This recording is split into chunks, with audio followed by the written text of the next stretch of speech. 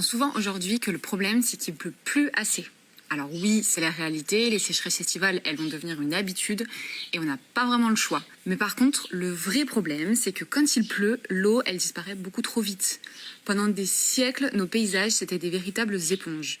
C'est-à-dire que l'eau, elle ralentissait, elle s'infiltrait partout et elle rechargeait les sols.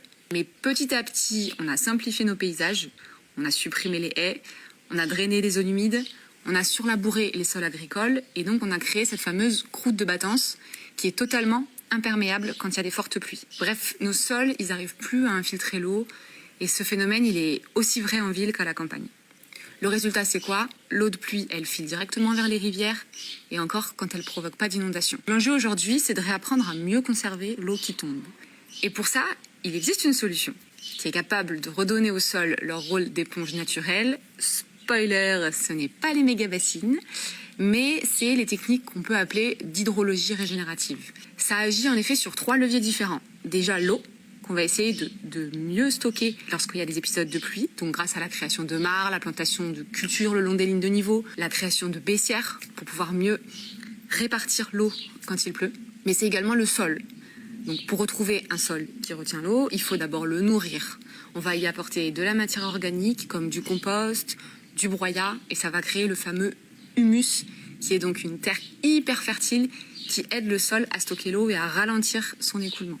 Il faut aussi éviter le labour et évidemment l'utilisation de produits chimiques pour pouvoir préserver toute la vie qui est sous nos pieds. Les vers de terre, les champignons, les bactéries qui vont structurer le sol et le rendre encore plus poreux. Donc ce qu'on appelle aussi les couverts végétaux, c'est-à-dire d'avoir de l'enherbement grâce à des plantes qui vont être encore meilleures pour pouvoir prévenir l'érosion, conserver l'humidité du sol et freiner le ruissellement. Enfin, le troisième élément le plus important, évidemment, c'est les arbres. Retourner au paysage qu'on avait à l'époque avec la plantation de haies, d'arbres dans les cultures. C'est ce qu'on appelle l'agroforesterie. Donc les racines, elles forment des véritables routes d'infiltration et elles permettent à l'eau de circuler. Les arbres, ils apportent aussi de l'ombre, ils diminuent la température du sol et ils réduisent énormément les pertes d'eau par évaporation lors des épisodes de sécheresse comme cet été. Vous l'avez compris, les ressources, on les a. Il nous appartient maintenant d'adapter nos pratiques pour en tirer pleinement parti. L'hydrologie régénérative, c'est un sujet qui est complexe, qui est parfois mal interprété, mais qui a bien d'autres avantages et d'impacts positifs sur l'environnement et pour l'agriculture. Donc je vous invite à aller découvrir les travaux de l'Association pour une hydrologie régénérative et d'aller lire et écouter des scientifiques comme Charlène Descolonges qui en parlent beaucoup mieux que moi.